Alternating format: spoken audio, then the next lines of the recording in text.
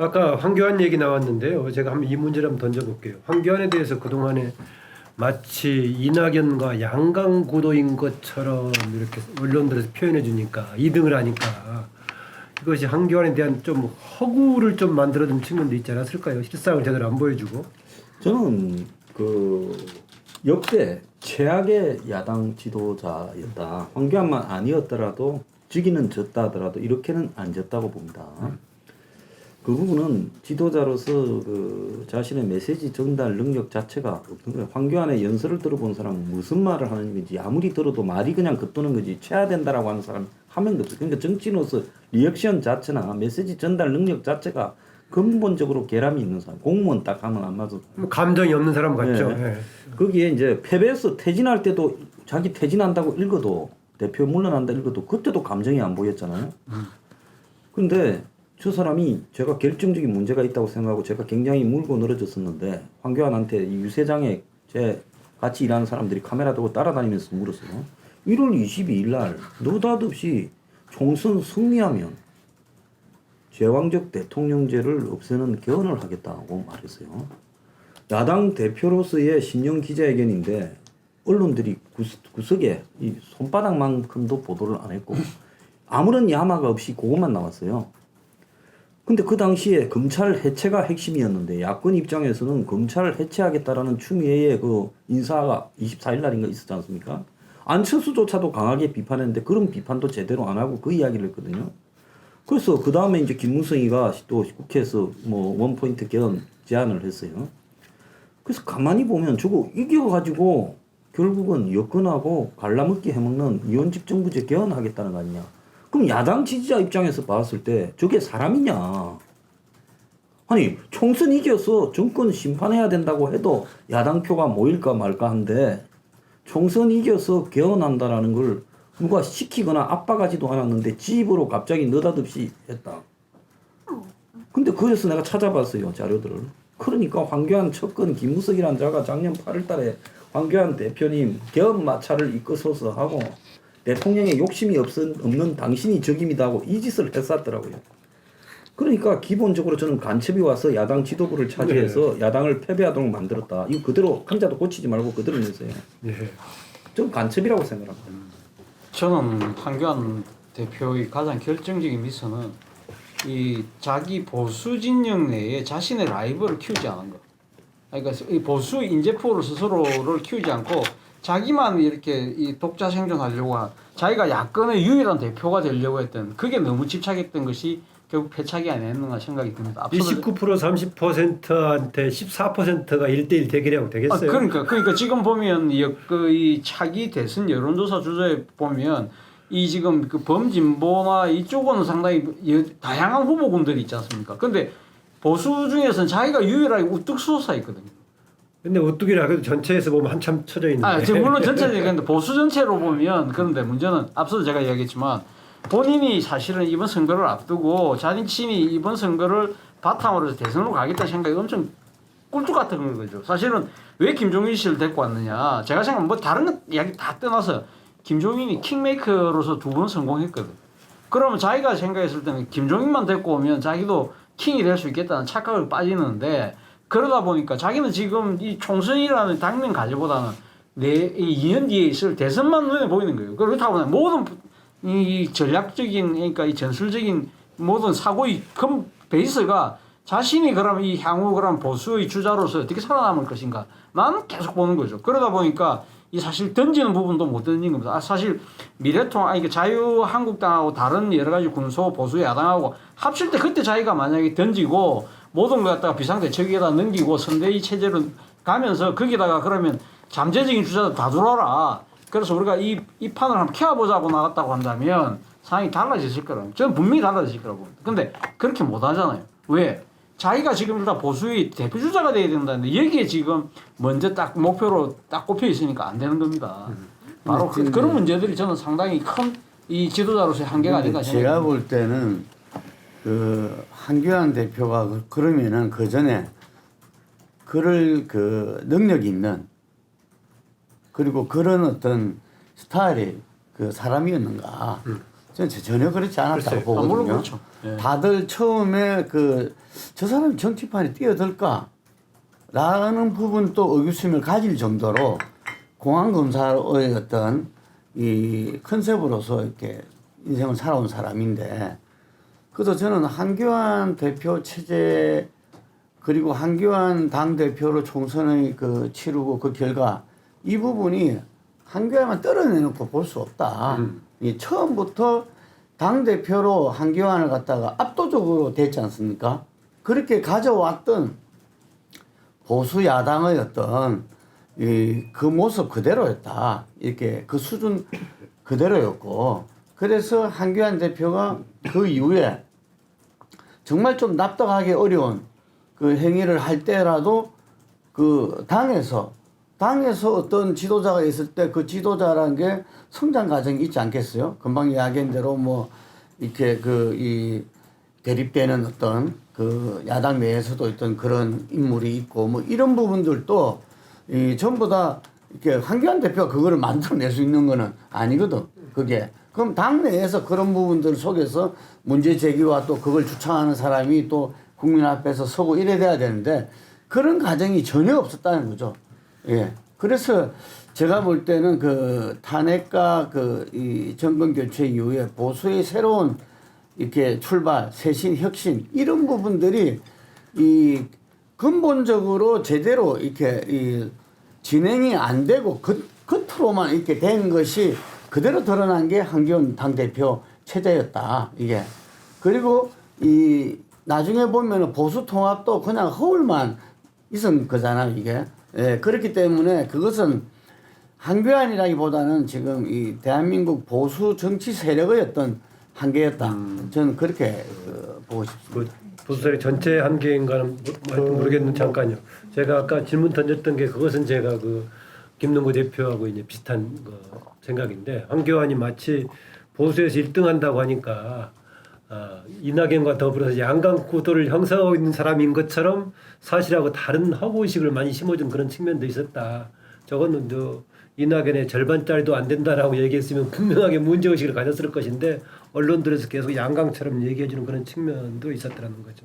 어떻게 보면 언론이 뭐 의도적으로 띄워준 건 아니겠죠. 그러겠죠. 보수에서는 잘 앞서 있으니 황교안을 내세워서 그런 의미에서 양강 구도였다라는 거였습니다. 그러나 황교안은 정치적 자산이 없는 인물이에요. 정치적 자산이 최소한 있다면 이렇게 선거 패배를 한다 손치더라도 완전히 나락으로 떨어지지는 않습니다. 저희들이 선거 끝나고 나서 여론조사를 해봤어요. 18일, 20일 1,005명을 조사를 했고요.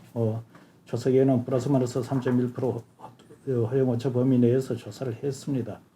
선거인이 다 등록이 되어 있는 거 보시면 되는데, 선거 끝나고 나서 어느 정도로까지 무너지느냐, 여야를 묶어서 묻지도 않았습니다. 야당 후보끼리만 묶었어요. 그야말로 이거는 뭐 도토리 퀴즈 얘기인데, 여기에 홍준표, 유승민, 오세훈, 안철수, 김태호, 한교안 이렇게 넣어서 차기 대권 주자로 물어봤더니만 예. 없다가 거의 51%가 넘어가고, 없다가요 51.4%가 되고요. 다른 황씨 한번 넣어보지 그랬어요. 근데 한교안의 알모가는 4.2%가 나옵니다. 자, 이낙연이나 이런 인물들하고 넣어서 상대적으로 이 정도 나오면 괜찮은 거죠. 근데 지금 막강한 여권 후보들은 다 빠지고 도토리 키재기식의 이런 여권의 야권의 후보들을 넣어가 이렇게 해도 4.2%로 이정해서 둘, 넷, 6명 중에서 꼴찌에서 둘째가 나옵니다. 애초에 그런 정도의 그러니까 뭐가면은 이분의 경우는 기본적으로 정치적으로 또 대권 주자로서의 준비가 안 돼 있는 상태에서 당 대표를 맡아서 선거를 치르면서 욕심은 저 앞에 거지. 마치 자기가 대통령 다 된 것 같이 이런 욕심을 부리면서 선거를 짜려면서 총체적인 난국을 맞은 겁니다. 나는 그래서 코로나라는 이 전국은 그건 어쩔 수 없는 외유성 변수지만 내부적으로 전략적으로 대응할 수 있었던 문제되고 제일 큰 문제가 황교안 문제라고 보는데, 아마 지금 지금 이 이후에 아마 뭐 지금 오늘 또저 기사에 의하면은 뭐 제기를 뭐 어떻게 저떻게 이런 기사가 나옵니다만은 아마 거의 불가능할 정도가 아닌가 이렇게 봅니다. 참고로 그 조사에서 네. 뚜렷하게 나온 사람 누구 있습니까? 없습니다. 지금 보면은 최고 높게 나오는 사람이 10.6%로 홍준표고요. 나머지 안철수가 8.5, 오시훈이가 7.9, 유승민이가 7.5. 그러니까 향후 이 보수 정당은 리더십을 새로 구축하기가 어렵다고 아까 말씀드린 게 여기 지금 도토리계 키즈에서 그 누구도 치고 나가지 못하는 이런 형국이다. 아까 말씀드렸지만은 황교안이가 자기 욕심이 앞서갖고 이런 보수 인물들을 앞에 앞장을 세웠으면 됐는데 앞장을 세워서 만에 하나 이 사람들의 선거 결과 공이 나올까 봐 그걸 우려했던 거예요. 그러니까 차기 대권 주자 경쟁이 안 되는 김종인을 갖다 안 찾는 거고 그러다 보니까 오시훈이나 뭐 여기 유승민이나 이런 김태호 같은 인물들 이런 사람들이 크지를 못하는 거예요. 근데 우리가 지금 한교안 이야기를 하면서 우리가 지금 놓치는 게 저는 하나 있다고 보는데 네. 그게 뭐냐면 결국 이 한교안 체제를 낳은 세력이 누굽니까? 이게 바로 결국 친박들이거든요. 그러니까 제가 지난번에도 여러 번 말씀드렸지만 사실 지난 1년 동안 그 지금 보수 야권을 이끌어왔던 체제는 저는 나황연합군 체제라고 보는데 그러니까 지금 나경원, 한교안을 지금 딱 해갖고 옹립한 세력들이 친박계들이거든요. 친박들이 그 결국 아스팔트 보수들하고 다 연결되고 거기에 다 귀 기울이고 그래서 그 한교안, 나경원이라는 그 나름대로 그래도 상당히 그 좀 뭡니까 약간은 정치적인 그런 약간은 좀 합리적성을 갖고 있는 사람들이 결국은 완전히 그 아스팔트에 다 나가서 매일 그런 식으로 투쟁을 할 수밖에 없는 상황으로 몰고 갔다. 그건 이거는 나황이라는 사람들이 형식적으로는 야권을 이끌어가는 대표들이지만 뒤에 모든 걸 기득권을 쥐고 흔든 사람들은 결국은 이 친박들이었던 것이죠. 그러니까 그런 부분들을 그럼 그 본질을 그럼 자신은 가면 그걸 올라타고 그 무덤을 타고 자리에 올라갔다고 한다면 그때는 과감하게 바꿔야 되는데 그건 못한 거죠. 그건 못한 것이 결정적인 패인이 아닐까. 근데 어쨌든 이번에 지금은 그러니까 한교안도 집에 갔지만 저는 이제는 이제 소위 말해서 보수 야권을 그동안 꽉 틀어지고 있는 이제 소위 말하는 강성 친박들도 이제는 이제 거의 정치적으로 이제 올라가겠다. 그렇다고 한다면 저는 새로운 판을 짤 수 있는 나름대로의 그러니까 위기였지만 또한 기회는 지금 열리고 있다는 생각도 듭니다. 이번에 사실 공천에서 친박 중진들을 배제하기를 했거든요. 저는 친박으로 간 게 아니라 황교안이 막판에 선거 국면에 와서 MB 쪽이 그 통일국민연대라고 불리는 이재호 쪽에 그게 무슨 뭐 참모니 이런 사람 이름까지 나와요. 유모니 이런 사람들이 밖에서 별동대를 두고 당과 관계없이 국민통합연대인가 했던 뭐 했던 거예요. 그래서 거기에 이제 자 박영준 한번 보세요. 누구 사람입니까? 이명박 대표적인 이명박 사람이죠. 근데 박영준을 혁신통치위원장으로 시켰다가 당에 선대위원장으로 데리고 왔잖아요. 아니 어떻게 지가 야당을 통합한다면서 지 공천을 미래한국당에 집어넣었다가 1시간 만에 빼는 그런 사람을 데리다가 부산에 가서 물어보면 뭐 능구 선배 잘 알 거요. 어디에 갖다 놔도 선거가 안 될 치명적인 개인적 사유가 있는 사람 아닙니까? 부산 바닥에 다 알고 있잖아요. 근데 저런 사람을 데려다가 잘 몰라. 여기 부산 사람들 많이 있네. 저런 사람을 데려다가 저기 당에 혁신통치위원장을 시키고 선대위원장을 시켰어요. 아니 선거 전날 나가가지고 TV에 가서 80석도 안 된다 하고 앉았고 투표한 날 밤에 당의 선대위원장으로 개표장을 망해도 지켜야 될 사람이 잠바 벗어 던지고 TV 나가가 저또 민주당의 선대위원장하고 토론한 게 아니라 유시민이하고 평론하고 자빠졌고 그 다음날부터 마치 지는 삼자처럼 애가 왜 졌는지를 자근자근 씻고 있어요. 그 인간입니까? 거기에다가 김형호가 또 누굽니까? 이 박영준은요 그 국민 주권 뭐 회의인가 해가지고 개헌 추진하던 단체의 위원입니다. 그 다음에 김형호는 대표적인 이 개헌론자예요. 국회에서요. 세상이 다 아는. 황교안은 기자회견에서 개헌한다 했고요. 그 다음에 그 밑에 이석연도 국민주권회의 위원입니다. 이상수 전 노동부 장관이 하더니요. 그러니까 한마디로 선거를 앞두고 친이명박계의 이재호하고 이명박 쪽에 가까운 사람들이 다 달라붙어가지고 미통당 지도부를 장악해서 지금 지역에 보면 공천받은 사람들이 전직 친이 의원이나 전직 친이의 지역위원장들이 다 거의 받았어요. 다요. 다 살아나가지고 이번에요. 그래서 결국은 황은 친박인 것처럼 포장했지 핵심은 친이었다라는 거고 그리고 중요한 거는 뭔가 하면 견논자들을 앞세워서 이번에 갖다란 겁니다. 자, 이러니까 친박인 친이건 뭐 저는 둘 다 별로 좋은 사람들이라고 생각 안 하는 사람들인데 어쨌든 황은 그야말로 자기의 뜻에 움직이는 게 아니라 누군가의 이 보수 여건을 그러니까 보수 야권을 붙어 먹으려고 하는 세력의 일종의 앞잡이처럼 움직였다. 저는 그게 본질이라고 봅니다. 이번에 그 경합 지역의 상당수의 그 후보들이 무슨 얘기하냐면은요, 사전 투표가 개봉이 되면서 민주당 쪽으로 뒤집어졌다는 얘기를 많이 하고 있고요. 지금 선관위 쪽 나온 것도 서울인가 수도권에 61대 34로 나온다거나 상당히 차이가 많이 났단 말이죠.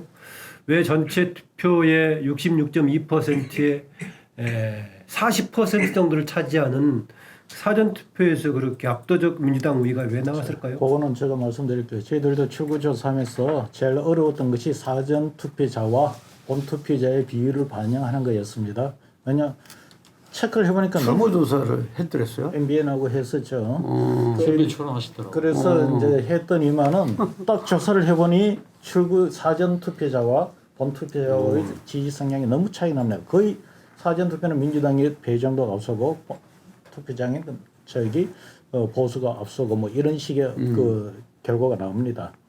그래서 그 비율을 잘못 배합해버리면 큰일 나죠. 그런데 딴 거 없어요. 민주당 지지자들이 더 적극적이고 첫째는 적극적이었고 두 번째는 소위 말하는 세를 만들어가기 위해서 선도적으로 먼저 투표로 나갔던 거예요. 그거 이상 나는 없다고 봐요. 그렇기 때문에 사전투표자에 의해서 압도적으로 민주당이 높았던 거예요. 그러니까 그것이 까졌는데 그러면 예를 들어 반면 이 보수 진영은 어떻게 했느냐. 보수 진영은 내가 볼 때 민주당 지지자들이 어느 정도 이야기가 돌았어요. 민주당 지지자들이 사전투표가 많이 나갔다고 하니까 아까 이야기했던 보수층들도 오는 사회보수가 아니어서 그냥 다 투표증이 나왔는데 민주당 지지자와 같은 전략적인 선도 투표를 하지 않았고 뒤에 따라가는 투표를 했던 거죠. 그분에서 그런 현상이었던 것 같아요. 근데 이게 만약에 저기 투표 부정을 제기하는 사람도 있고 그런데 그건 뭐 각자가 알아서 할 부분이라고 저는 보고요. 근데 저는 이게 만약에 대선이었다면 이게 후유증이 굉장히 심각해졌을 수 있다고 봐요. 대선이었다면요. 옛날에 구로구청 사태처럼 될 수도 있다. 그렇기 때문에 이런 거 예방하려면요. 저는 당일날 그냥 새벽 한 5시부터 시작해서 투표를 밤에 한 10시까지 이렇게 시간을 늘려서 하는 게 낫지. 5일 전에 하는 건 문제가 있다? 이게 사전에 투표를 해서는 저는 안 된다 봅니다. 가면 갈수록 이게 정파적인 투쟁이 심해지기 때문에요. 이 문제에 대한 논란과 또 여론조사의 오차 부분, 이 다른 부분에 이 본날하고 다르잖아요. 사전 투표하고의 이 실제 투표의 성향이. 그래서 이게 언젠가는 이런 부분이 만약에 약간의 실수가 보태지면 투표 자체의 신뢰에 대한 큰 문제가 될 수 있기 때문에요.